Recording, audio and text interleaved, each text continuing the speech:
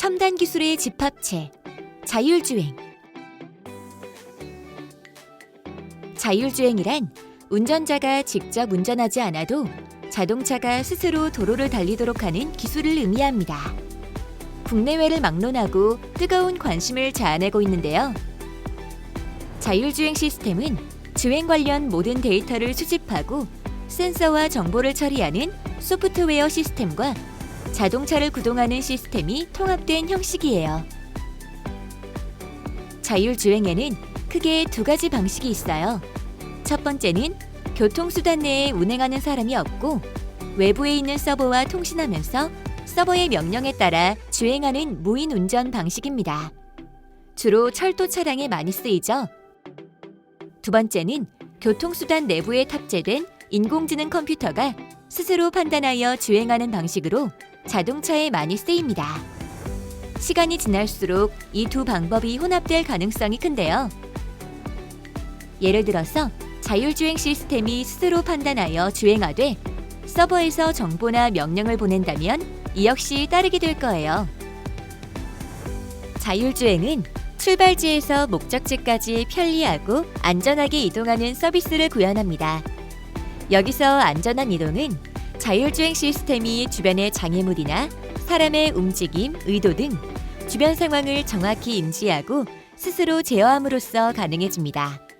도로 위에 사물이 있는지 없는지와 같은 기본적인 인식을 넘어 그것이 장애물인지 보행자인지까지 정확히 알아내는 것이 꼭 필요하죠.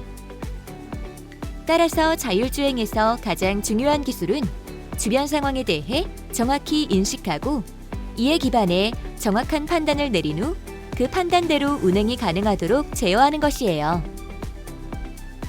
인식을 위해 자율주행차는 차량에 장착된 레이더, 라이다, 카메라, GPS, 초음파 센서 등 다양한 센서 기술을 통해 근거리 및 원거리 물체들을 정밀하게 파악합니다.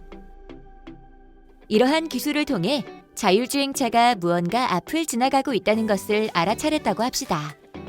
저기 지나가는 물체가 자전거인지 아니면 사람인지 어떻게 판단을 내리는 것일까요? 기존 영상 처리 기술은 표준적인 특징을 가지고 사물을 인식하기 때문에 많은 경우의 수를 모두 판단하는 데에 한계가 있어요. 예를 들어 보행자의 경우 우산을 쓰거나 유모차나 수레를 끌 수도 있고 큰 짐을 들고 있거나 휠체어를 타고 가는 등 수없이 많이 형태가 달라질 수 있죠. 이를 해결하기 위해 머신러닝 또는 딥러닝이 자율주행 차량에 활용되고 있습니다. 머신러닝, 딥러닝에서는 인공지능이 사람처럼 사고하면서 특정 사물을 파악하는 원리를 스스로 학습할 수 있어요.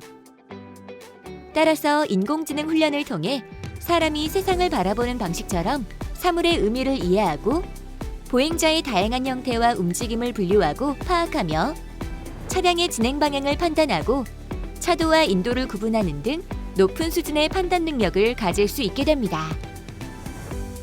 또한 인공지능의 원리를 도입하면 해당 차량뿐 아니라 다른 차량의 주행 데이터를 바탕으로 운전 방법을 학습할 수 있습니다.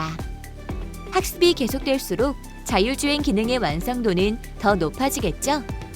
이처럼 인공지능 기술은 앞으로 자율주행 발전에 아주 중요한 역할을 할 것입니다. 자율주행의 다음 단계는 인식하고 판단을 내린 대로 차량을 움직이게 만드는 것입니다. 자율주행 시스템에는 제어 영역이 있는데요. 이 제어 영역이 차량의 다른 영역들과 실시간으로 소통하면서 자동차의 속도 조절, 제동, 운전자 알림 등 여러 사항을 작동시킵니다. 자동차뿐만 아니라 다른 교통산업에서도 자율주행이 도입되고 있어요. 철도는 자율주행이 매우 발달한 교통수단입니다. 현재 지하철을 일상적으로 이용하는 사람들은 대부분 자율주행 지하철을 이용하고 있을 가능성이 높아요. 우리나라의 수도권 지하철은 대부분의 노선이 자율주행으로 운행 중이며 신분당선과 경전철들은 무인 자율주행으로 운행 중이에요. 또한 인천, 부산, 광주, 대구, 대전 지하철 등 광역시에 있는 철도들은 동해선을 제외하고 모두 자율주행으로 운행 중입니다. 철도는 고정된 길을 달리기 때문에 예외적인 상황이나 돌발 상황이 자동차에 비해 훨씬 적다는 장점이 있어요. 그래서 자율주행이 가장 빨리 적용된 것입니다. 다음으로 항공기와 선박은 자동 운항이란 이름으로 상단 부분 자동화된 상태입니다. 좁은 공간에 밀집해 다니는 자동차와 달리 항공기나 선박은 수킬로미터씩 서로 떨어져서 다닙니다. 또한 하늘과 바다를 다니기 때문에 방해물이 거의 없으며 정해진 스케줄에 맞춰 운항하기 때문에 충돌 사고가 발생할 가능성이 현저하게 낮아요. 하지만 항공기가 이착륙하거나 선박이 입출할 때는 가까이에 있는 항공기와 선박, 구조물 등을 확인해가며 진입해야 하고 돌발 변수가 생길 가능성도 높기 때문에 여전히 수동으로 진행됩니다.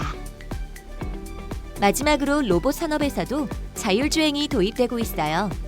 예를 들어 로봇 청소기는 자율주행 로봇이라고 볼 수 있어요.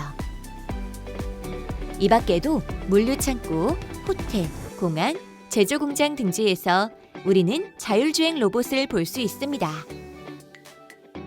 세계적인 기업 A사에서는 이미 전 세계에 있는 물류창고에서 자율주행 로봇인 아마존 로봇을 적극 활용하고 있습니다. 우리나라도 QR코드를 활용한 서빙 로봇 등이 상용화되고 있어요. 앞으로 더 많은 산업에서 이루어질 자율주행의 활약이 기대됩니다.